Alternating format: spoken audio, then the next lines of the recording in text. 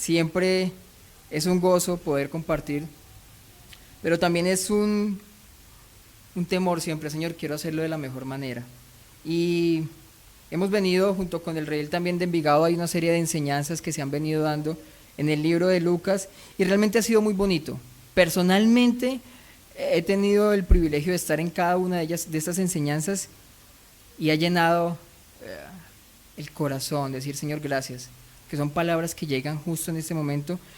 Y mi oración en esta mañana es que no solamente quede en la predicación del domingo en la mañana, sino que a un miércoles, a un jueves, podamos recordar y decir, Señor, gracias, porque estoy recordando tu palabra. Pero antes de iniciar, ¿qué tal si me acompañan orando? Pidiéndole al Señor que sea tomando el completo control. Padre, muchas gracias por el privilegio, Señor, que tengo en esta mañana de compartir tu palabra. Te ruego, Señor, que no sean mis palabras, sino que sean tus palabras a través mío, Señor. Que seas tú llevando esa palabra y recordando, dando el fruto que tiene que dar en cada uno de los corazones.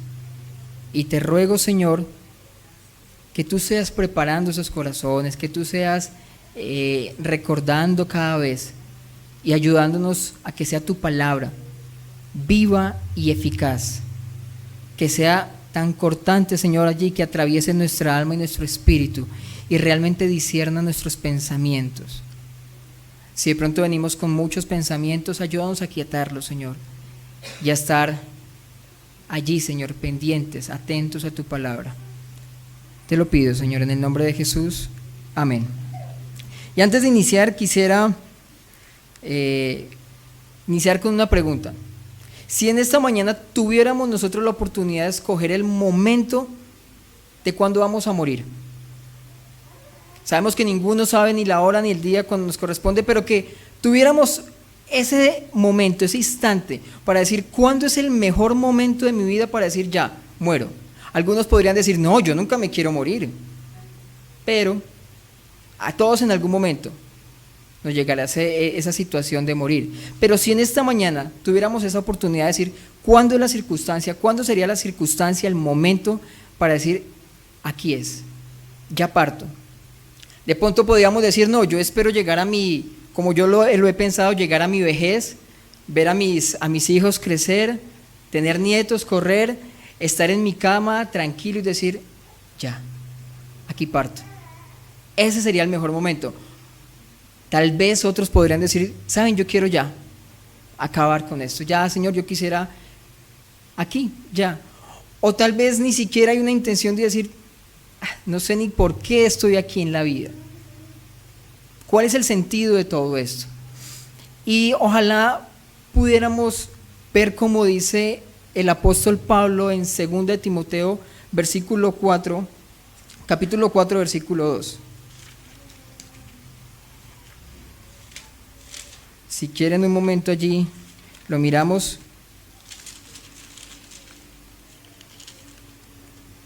2 de Timoteo, capítulo 4, versículo 6, perdón. 2 de Timoteo 4, 6.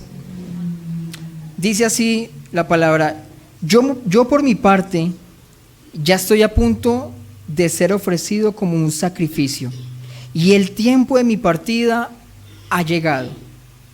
He peleado la buena batalla, he terminado la carrera, me he mantenido en la fe. Por lo demás, me espera la corona de justicia que el Señor, el juez justo, me otorgará en aquel día.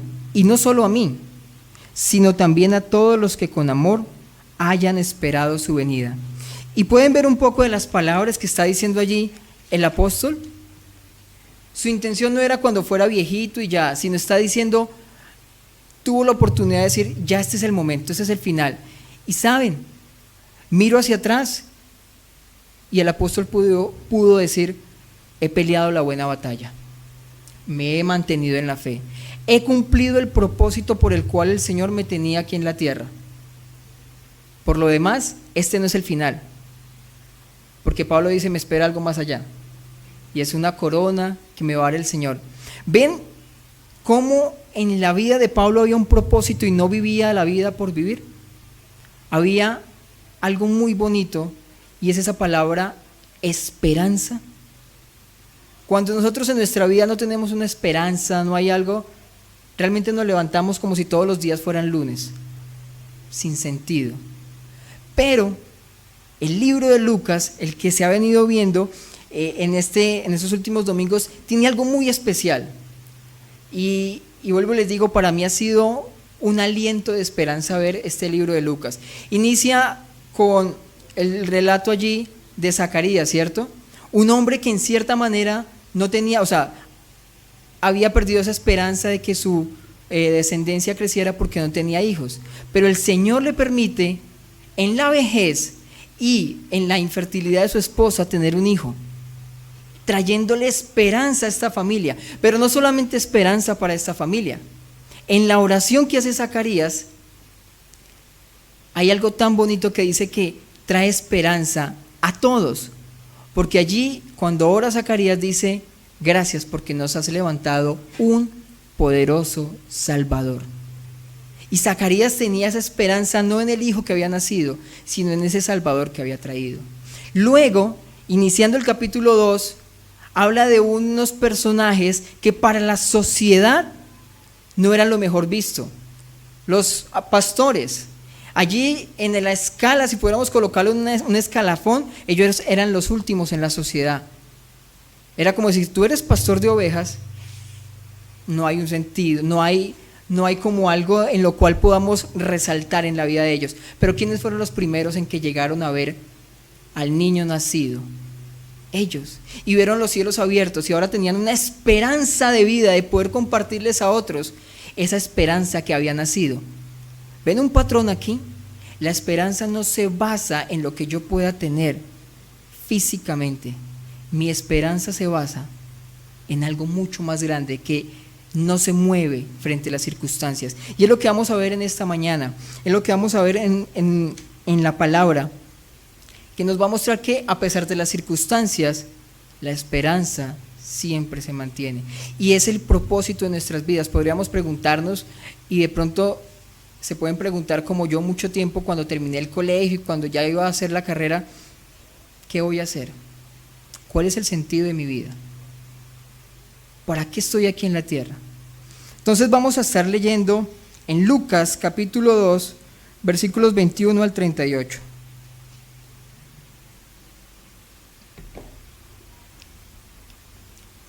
Iniciamos el versículo 21, vamos a leer todos los versículos.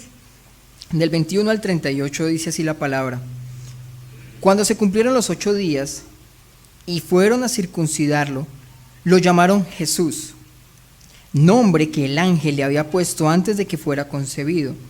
Asimismo, cuando se cumplió el tiempo en que, según la ley de Moisés, ellos debían purificarse, José y María llevaron al niño a Jerusalén para presentarlo al Señor. Así cumplieron con lo que en la ley del Señor está escrito: todo varón primogénito será consagrado al Señor. También ofrecieron un sacrificio conforme a lo que la ley del Señor dice: un par de tórtolas o 2 pichones de paloma. Ahora bien, en Jerusalén había un hombre llamado Simeón, que era justo y devoto y aguardaba con esperanza la redención de Israel. El Espíritu Santo estaba con él y le había revelado que no moriría sin antes ver al Cristo del Señor. Movido por el Espíritu, fue al templo. Cuando el niño Jesús lo llevaron sus padres para cumplir con la costumbre establecida por la ley, Simeón lo tomó en sus brazos y bendijo a Dios. Según tu palabra, soberano Señor, ya puedes despedir a tu siervo en paz, porque han visto mis ojos tu salvación, que has preparado a la vista de todos los pueblos, luz que ilumina a las naciones y gloria de tu pueblo Israel. El padre y la madre del niño se quedaron maravillados por lo que decía de él. Simeón les dio su bendición y le dijo a María, la madre de Jesús: este niño está destinado a causar la caída y el levantamiento de muchos en Israel, y a crear mucha oposición, a fin de que se manifieste las intenciones de muchos corazones. En cuanto a ti, una espada te atravesará el alma. Había también una profetisa, Ana, hija de Penuel, de la tribu de Aser. Era muy anciana, casada desde joven. Había vivido con su esposo 7 años y luego permaneció viuda hasta la edad de 84. Nunca salía del templo, sino que de día y noche adoraba a Dios con ayunos y oraciones. Llegando en ese mismo momento, Ana dio gracias a Dios y comenzó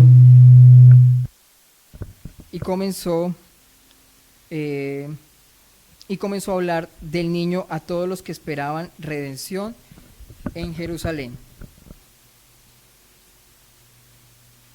Entonces, veníamos viendo el relato de lo que dice la palabra allí, ¿no? Primero Zacarías trayendo la esperanza, ahora también estos pastores en medio de ese lugar y también llegando a ver el niño recién nacido. Y ahora la palabra Lucas nos narra un evento que está partido en dos. Los primeros versículos, del versículo 21 hasta el 24, nos narra el evento general. Ya desde el 24 en adelante nos cuenta más a profundidad lo que pasó en esa situación.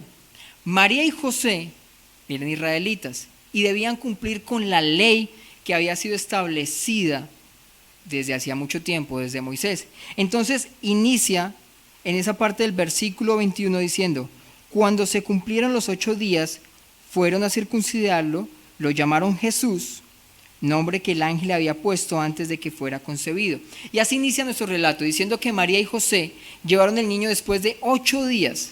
Era la tradición judía que después de que naciera, todo varón tenía que ir a circuncidar. Pero luego inicia el versículo 22, diciendo: asimismo se cumplió el tiempo en que según la ley de Moisés ellos deberían purificarse. Pero entre el versículo 21 y el versículo 22 no son seguidos. No son eventos que continúan uno tras del otro. Según la ley, si quieren podemos mirar ahí en Levítico capítulo 12, como para poder entender. A veces leemos y decimos pasaron eventos seguidos, pero es para poner claridad de todo el tiempo que pasó, para ver cómo el Señor a su tiempo, siempre tiene su tiempo. Entonces Levítico 12,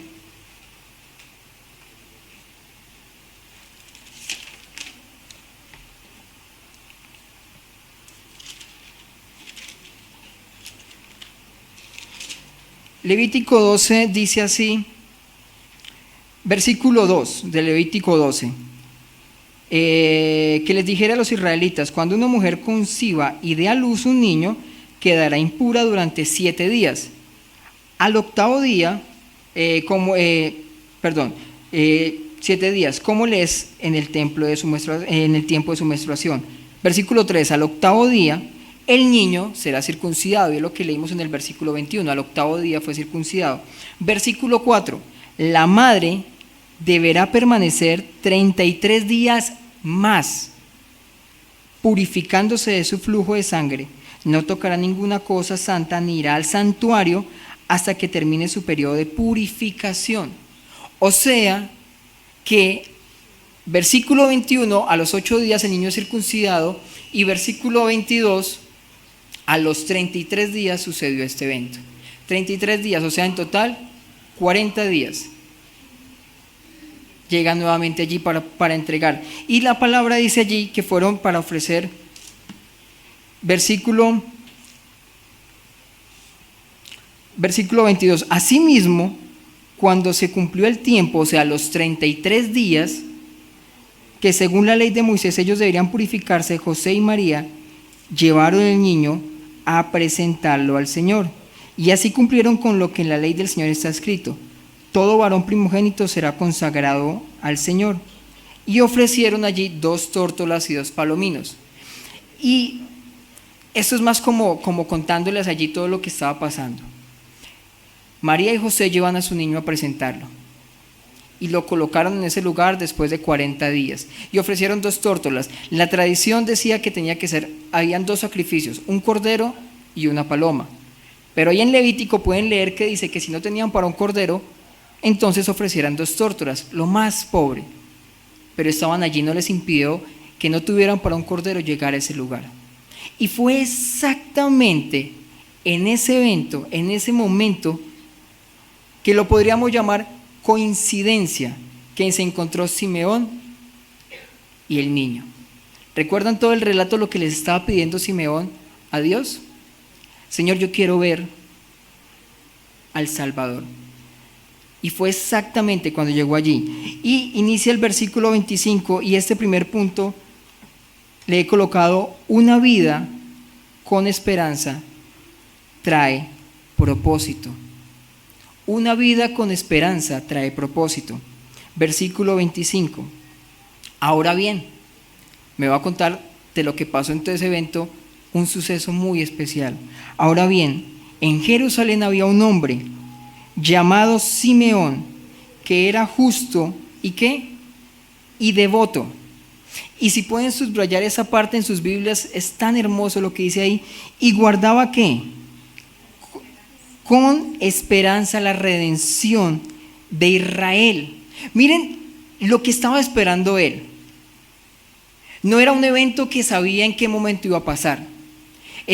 Estaba esperando la redención de Israel que se había prometido desde Génesis.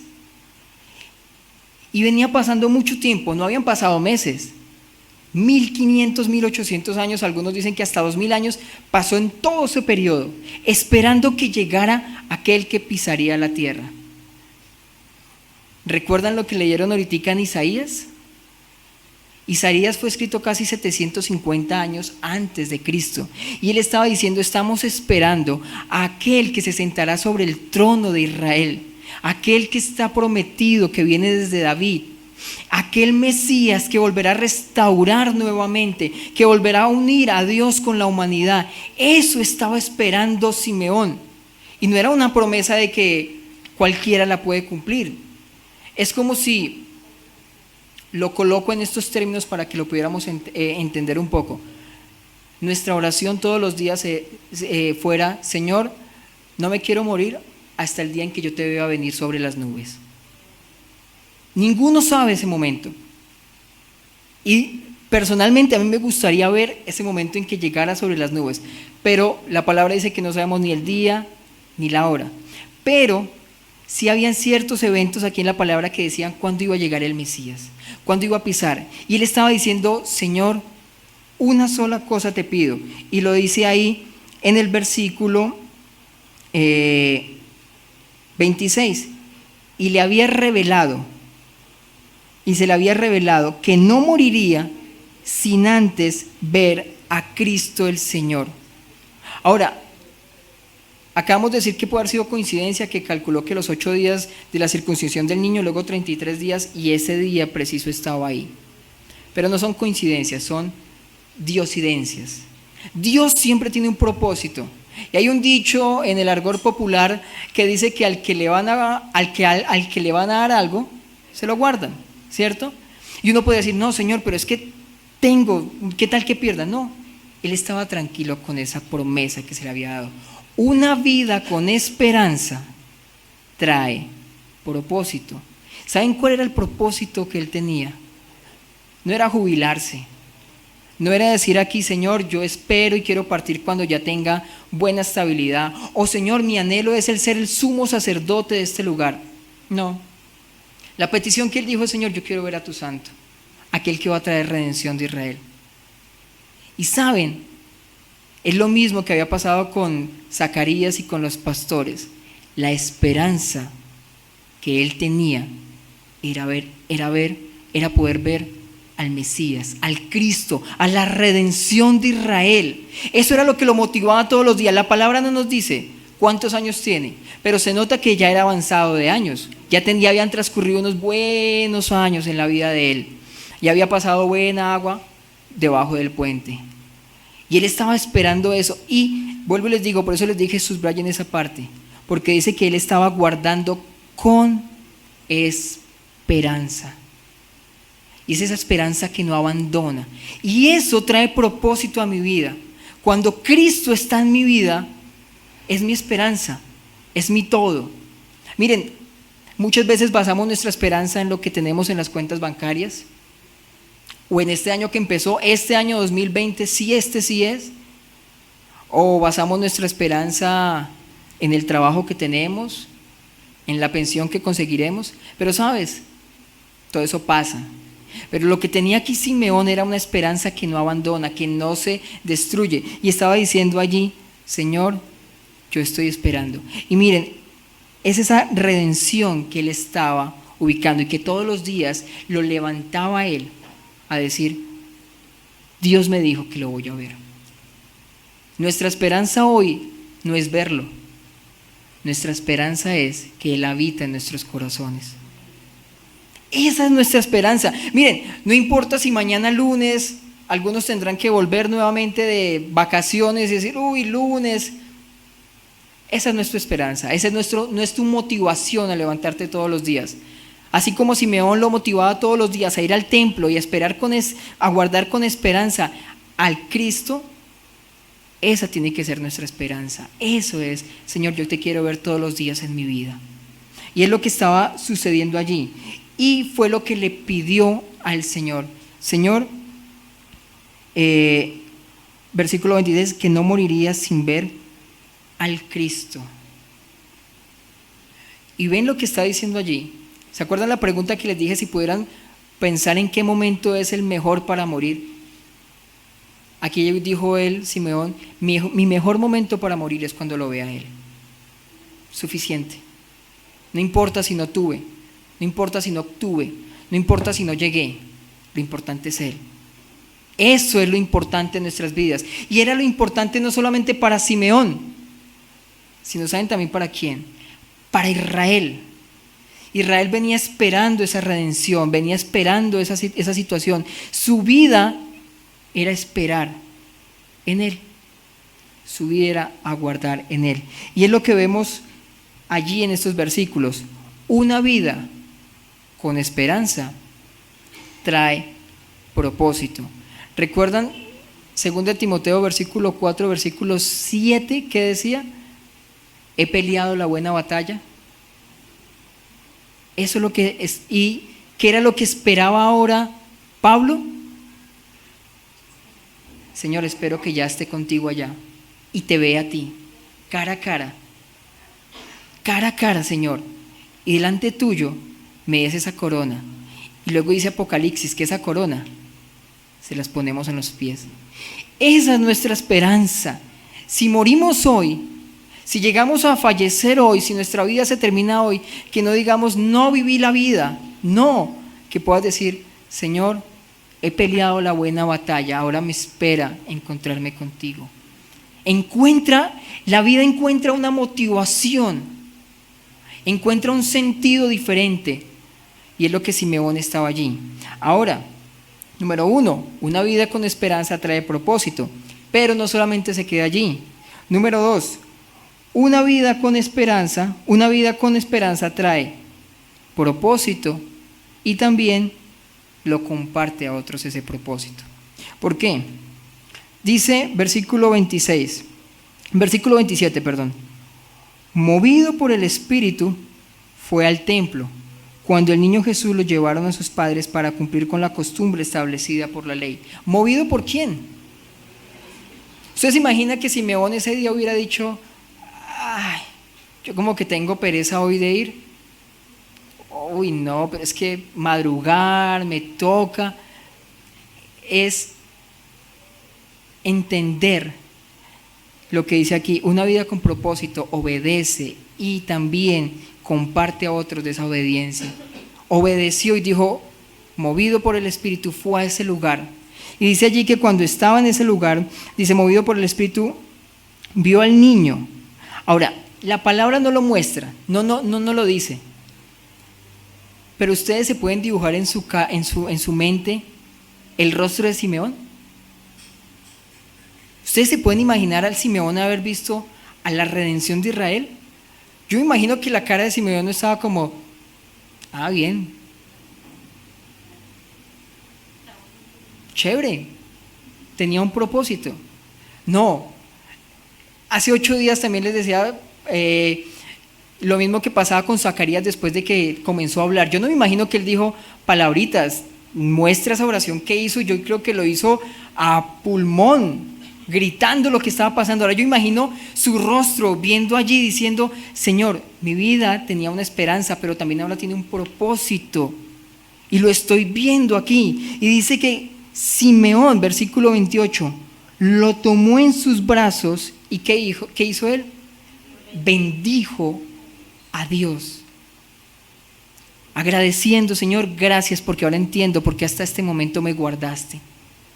Gracias porque tú cumpliste tu promesa. Gracias porque fui obediente y fui movido por el Espíritu a llegar a este lugar y decir, aquí estoy. Gracias, Señor, porque ahora mis ojos, dicen allí, versículo 29, según tu palabra, soberano Señor, ya puedes despedir a tu siervo en paz. Miren lo que dice el versículo 30, porque han visto mis ojos tu salvación. Si te hubieran prometido algo, no sé, colócale algo supremamente grande, lo que tú quieras, que estás pensando, digo, yo quiero esto, a mí me gustaría tener esto, no importa la cantidad o el precio, y lo pudieras recibir hoy. Hoy lo recibes, ¿cómo estarías? ¿Cierto? Estarías tan gozoso de decir, lo que yo no pensé que lo iba a recibir, pero hoy lo tengo, hoy lo puedo ver. Ahora, esto es mucho más grande que lo físico, que lo material. Y es que Simeón estaba viendo la esperanza que estaba guardando, y era que su esperanza ahora estaba manifiesta físicamente y lo estaba alzando en sus... Yo no sé, yo me imagino, a mí me gusta mucho imaginar esa parte, pero yo imagino a Simeón alzando al Salvador en sus manos, diciendo, este es mi salvación, es la redención de Israel, esta es la esperanza que yo tenía y la estoy viendo físicamente. Ya, por eso dice Simeón, ya, Señor, puedes despedir a tu siervo en paz. Estoy tranquilo, ya esto fue todo, llenó todo, no necesito mansiones, dinero, nada. Ya esto me llenó todo. Y por eso dice él, ya puedes despedir a tu siervo en paz. Ven que una vida con esperanza también trae un propósito. ¿Por qué? Porque no solamente Simeón se quedó con que, sí, ya, soy salvo, listo, ahora sí, vámonos para la casa, esperemos que el Señor me llame y listo.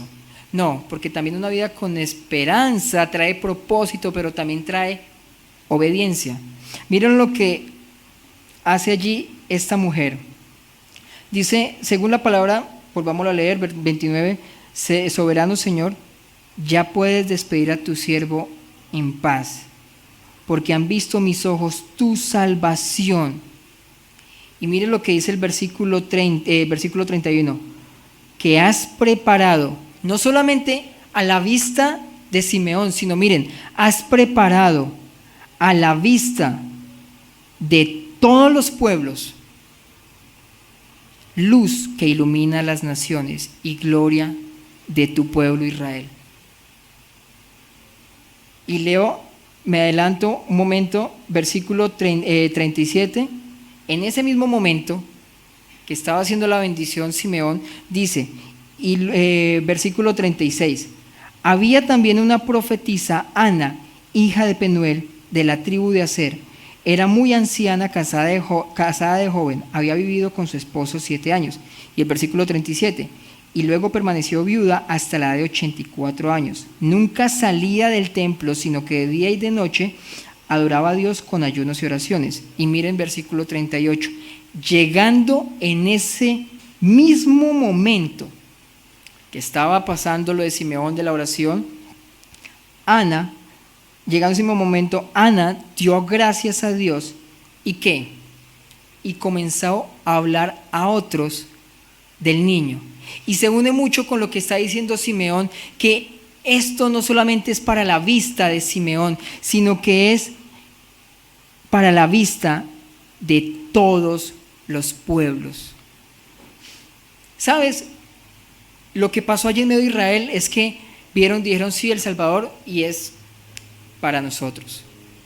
Pero lo que estaba diciendo Simeón es lo mismo que había dicho Abraham en Génesis 12, versículo 3, y serán benditas en ti todas las familias de la tierra. Y es lo mismo que han escrito los salmos, donde muchos de los salmistas decían, y esto es para que toda la tierra conozca del Salvador.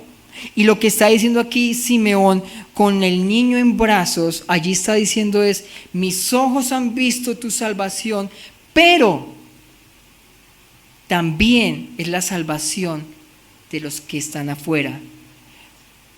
Esta oración estaba siendo levantada en medio del templo, que estaba allí en ese lugar judío, pero estaba diciendo la salvación no solamente es para Israel, es para todos los que están afuera.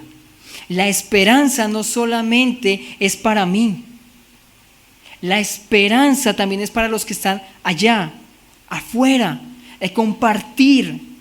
Sabes, muchas veces nos quedamos, y yo siempre lo repito y lo repito que puedo en las enseñanzas, es con Efesios capítulo 2 versículos 8 y 9, que no lo sabemos de memoria, ¿cierto? Entonces dice, por gracia somos salvos por medio de la fe, y esto no es de nosotros, y no es por obras para que nadie se gloríe, pero olvidamos el versículo 10, donde dice que Dios de antemano preparó obras para que camináramos en ellas, para que lleváramos y camináramos. Y se nos olvida también de Mateo capítulo 28 versículo 19, por tanto id y hacer discípulos a todas las naciones, bautizándolos en nombre del Padre, del Hijo y del Espíritu Santo, y todo esto hasta que Él venga. Es la esperanza lo que nosotros tenemos que transmitir, y no es mi esperanza decir, hay que orar para tener economía. No, es la esperanza de Cristo Jesús, que Él vino a la tierra, que habitó entre nosotros, que vivió como nosotros, que no cometió pecado, que fue en obediencia a la cruz, que murió y resucitó. Ahora podríamos hacer una lista en este momento de todo lo que nos quita la esperanza, y podríamos decir, en este mundo, miren lo que está pasando hace pocos días, este señor Donald Trump, y están hablando ahora de la Tercera Guerra Mundial, y decimos, ¿y ahora qué va a pasar? Vemos a Australia invadida, llena por todas partes, decimos, y los medios colocan desastre apocalíptico. Vámonos más acá, vemos a nuestra región, Colombia, y decimos, ¿qué hacemos? Ahora tenemos una reforma tributaria y no sé qué más, y nos llenamos y decimos, y sabes, si pensamos en eso, realmente no tenemos esperanza. Si Simeón se hubiera puesto a pensar allí, no, ya soy viejo, no lo pude ver, realmente no había esperanza. Si Ana se hubiera puesto a pensar, no, pero miren qué voy a hacer. Ustedes vieron la edad que tenía Ana, 84 años. Yo no sé si aquí hay alguien que tenga 84 años, pero hace 8 días hablaba con una persona que tiene su edad y me decía lo siguiente: ve tú eres joven, tú sí puedes predicar. Y ven, le traspasamos la esperanza de vida a otros. Esta mujer, Ana, comenzó a los que estaban ahí a decir, Él es la redención de Israel. Una viejita de 84 años. No importa la edad, no importa si es muy joven, si es término medio, 50 o si tienes 90. En nuestra vida hay una esperanza y se llama Cristo Jesús. Cristo Jesús. Y es lo que estaba pasando allí. Con Simeón, viendo la redención de Israel física puesta ahí, y con Ana, viéndolo y transmitiéndolo a otros. ¿Ven lo bonito que es la vida? ¿Ven que la vida tiene un propósito?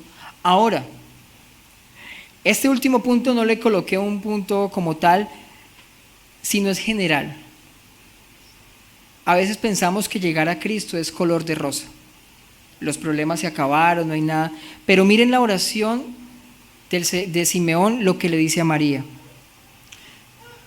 Versículo 34.